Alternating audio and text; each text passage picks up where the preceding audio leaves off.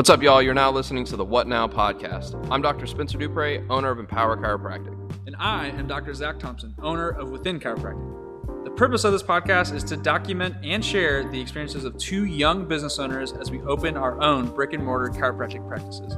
Join along as we discuss all of our wins, our losses, insights, and the many, many lessons we learned. As a disclaimer, none of this is ever intended to be medical, legal, or financial advice.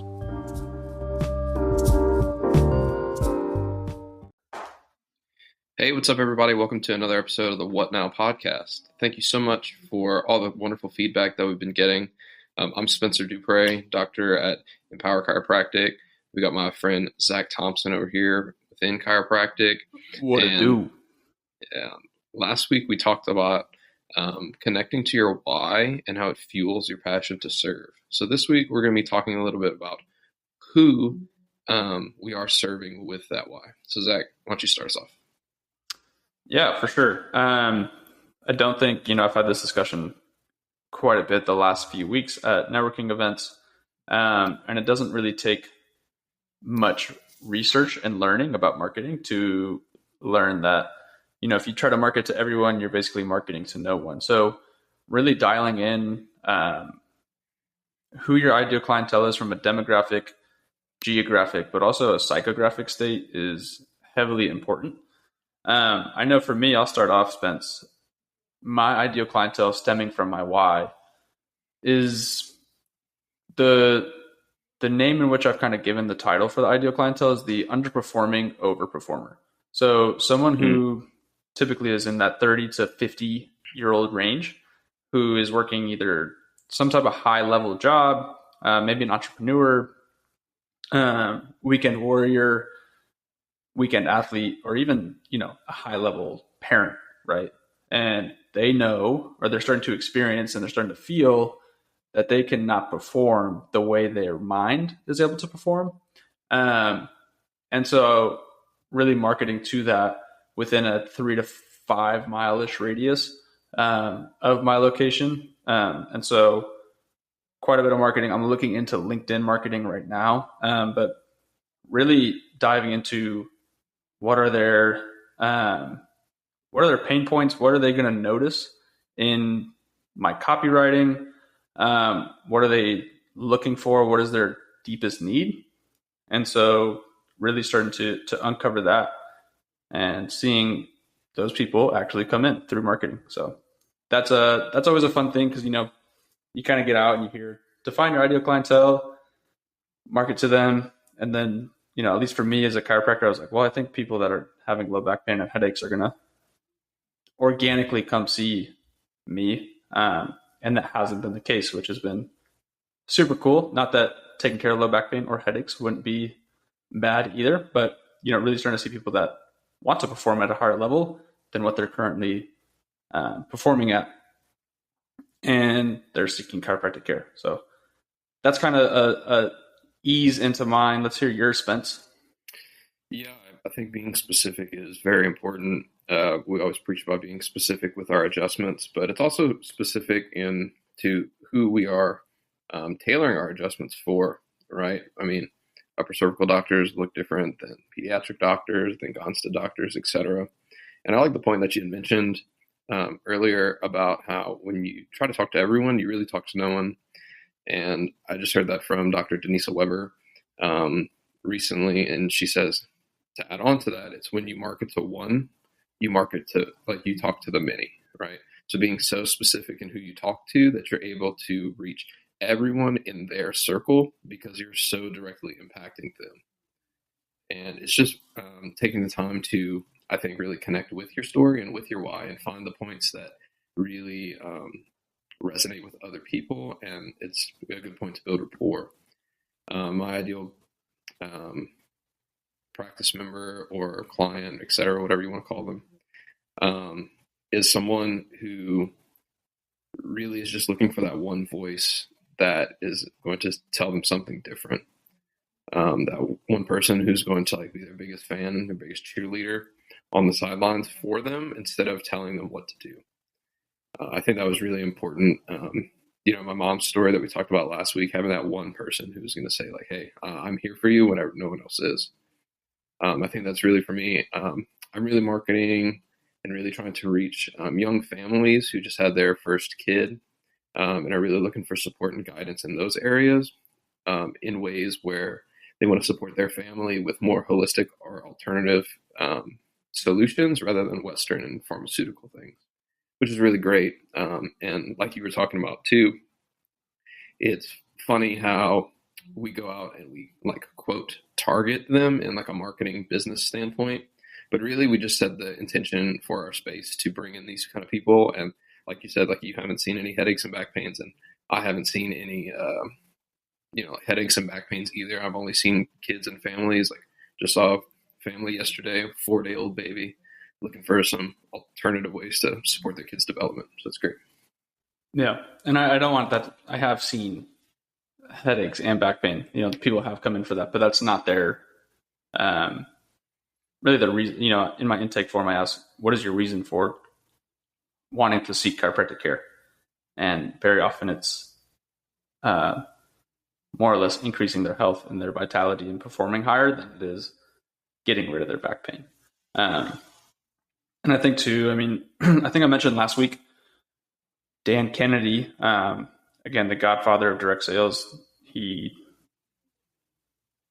is the author of Magnetic Marketing and has just written so many articles and books on how to get super, super specific on your ideal clientele and then how to voice that magnetic marketing for them. And that's where I got the concept of demographics, geographics, and psychographics. And he goes in much deeper so that not only who they are, but what's the chatter inside their brain, so that when they're laying in bed at night, and this is directly from his book, Magnetic Marketing, he talks about like when they're there in bed at 9 o'clock, 10 o'clock, 11 o'clock at night, and it's just them in the dark room with no lights on, and they're thinking about, we'll use back pain as like an easy example, and their back is hurting them. And then they wake up the next day and they go on social media or whatever you're utilizing to market, and they see you. That marketing needs to be clear and effective to bring them in. And that's just what I've heard and listened from him, as well as other training that I've received in the past. And so it's just tried and true, no matter what business no matter what business owner you talk to. Typically the uber successful ones that I have found to talk with and sit down with, all mention over and over again the importance of super specific marketing and your ideal clientele. Yeah, and I feel like whenever people talk about marketing, they think of just running ads, or they think of just running, a billboard or something like that. And our mutual friend, Ankur Tayal, who's the new president of a chiropractic college, he always talks about, you might sometimes be advertising, but you're always marketing. And your marketing extends all the way from you, the clothes that you wear, the things that you say, to, yes, the ads that you run, but also the way that you adjust or the way that you provide your service, whatever, the things that you decorate your office with, the seminars that you go to, the way that you train, the way that you live your morning routine. You're trying to emulate everything that these people that you are so excited and so willing to see, everything that they're looking for, like you were talking about in Dan Kennedy's book. So why don't we talk a little bit? If I can expand a little bit, and this really just popped in my head, so if this doesn't make sense, I apologize. But, in the first episode or two, we talked about being the beacon of light, or being the lighthouse for those looking for you. And so something I just thought of as you were talking is, how do you create that lighthouse, right? Like, what are you creating? What are the, I think of, I'm from New England, so I think of the classic white and red striped lighthouse, and it's got, some bricks at the top. It's sitting on rocks out in the middle of the ocean. What are you sitting on? What is your foundation? What does the external look like? Are you a winding staircase all the way to the top? Do you have an elevator? What is constructing you to be that light to attract those to you. And so that was just a thought that came into my head to kind of sum up what you were talking about. Yeah, that's exactly where I was. We should go next, and what I was going to suggest. Like, what are some of those elements of your experience that you are cultivating for these people to bring in? Like, talk about like some things that you were like very specific and intentional about, that you were like, my ideal clients or my ideal who really enjoys these things. What are some elements that you have added? Yeah, so for right now, the experience consists of, I think the biggest example to go into is the day one, day two system that I'm using, and really focusing in on correlating and getting really specific on, okay, this is what your nervous system is showing via the Insight CLA scans. I'm using the SEMG. So how I've been explaining that is like it's an X-ray for your nervous system, shows us where the tension in your spine is being held. And then with the HRV, telling us, how well are you adapting to stress? Not necessarily how much stress is in your life or how stressed out you are, but how adaptable you are.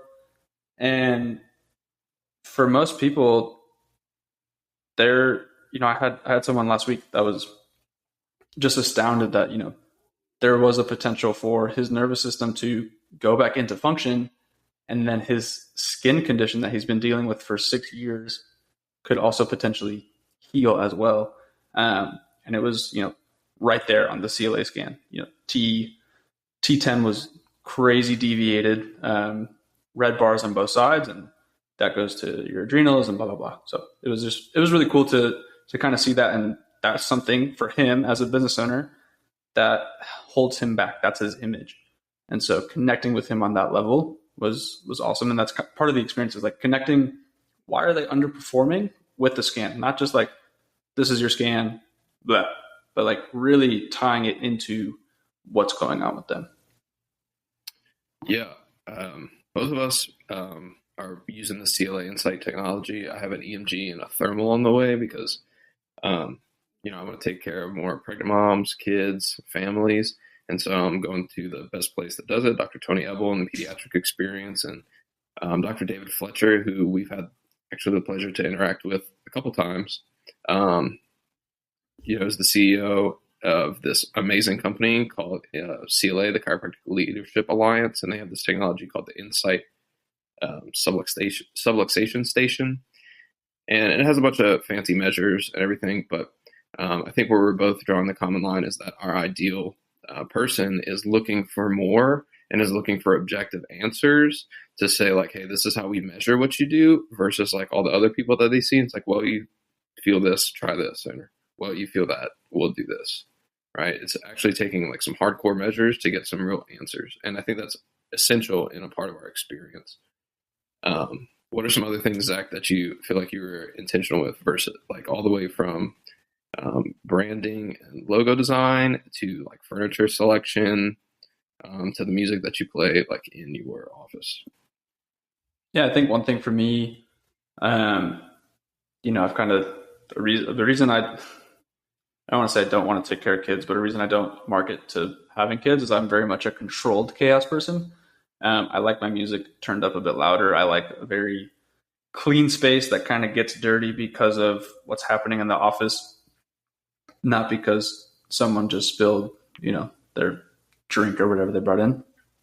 And so with that said, I wanted a very minimalistic style office where the main focal point when you first walk in are the two tables, right? Like, let's make it very clear.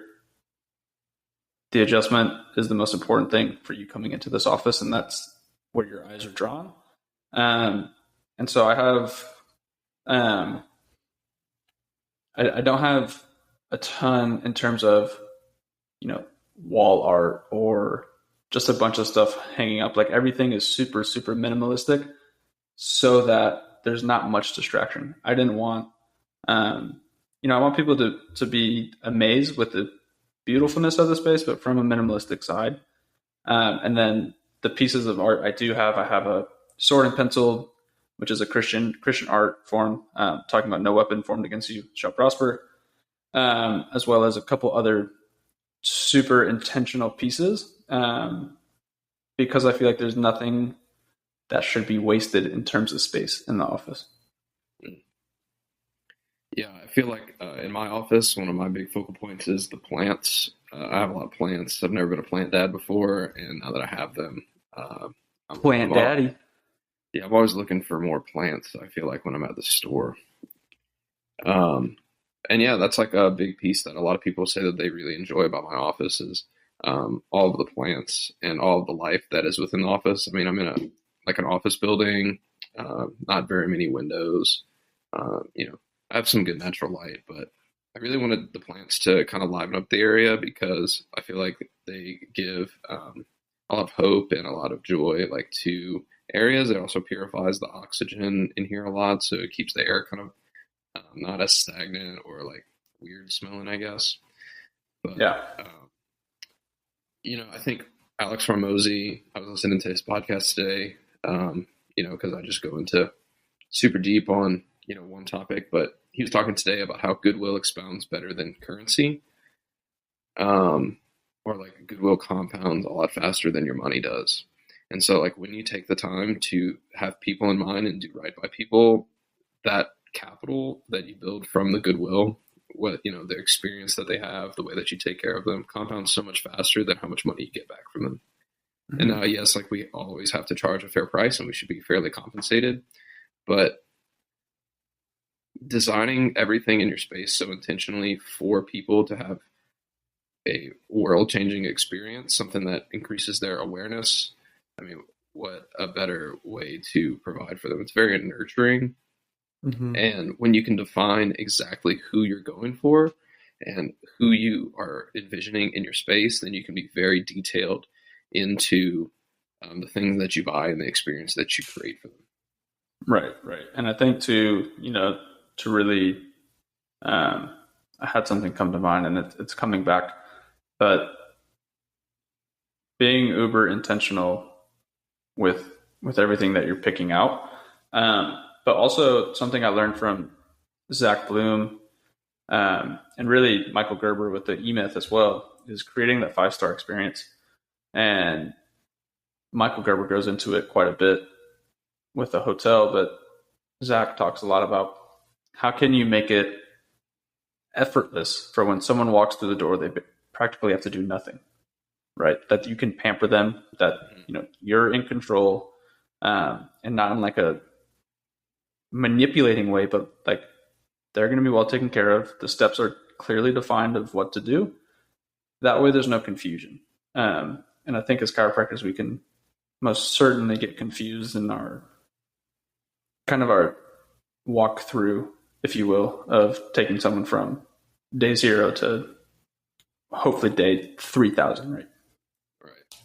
And I think that's a good transition point, like for us to talk about, is like really cultivating that experience and everything that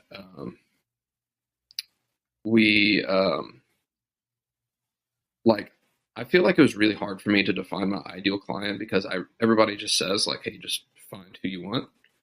And it's not that easy, right? I think it's really more so connect to who you are and then being able to take the things that you value and that really fire you up and move that and piece together at a quote ideal client or person, right? And so to kind of wrap things up, a conversation that I have a lot with some students that I wish I would have had the conversation with is in their first year of school, it's really important to figure out what you want to do and how you like to serve. So like go into all the seminars that you can, learning from every single way. Like just because you're like, oh, I'm a vitalist, don't go into any mechanistic seminars or vice versa or whatever the polarity is there.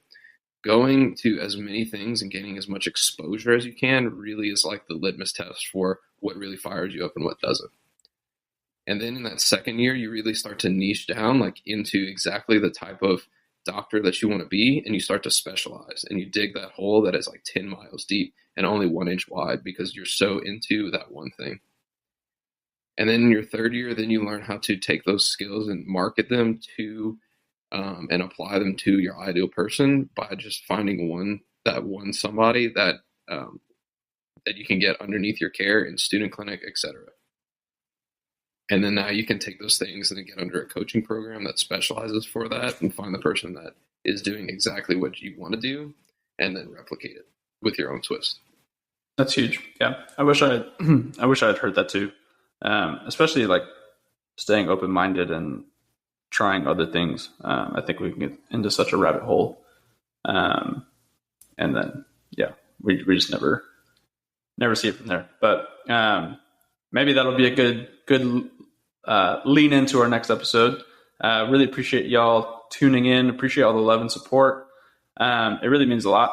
Kind of as Spencer and I talked about when you first opened, you don't know if anyone's going to show up, and here we are with the podcast, and at least a few people are listening, and so we're super excited. Please continue to drop us any comments, any thoughts you have, as well as if you have any questions or you want us to kind of unpack something that you're going through in school, please let us know. Again, super excited to be on this journey with y'all, and hope you guys are able to learn a thing or two. Yep. Thanks so much for listening to the What Now podcast. I'm Dr. Spencer Dupre. It's my friend Dr. Zach Thompson, and we'll see you guys next week. Peace.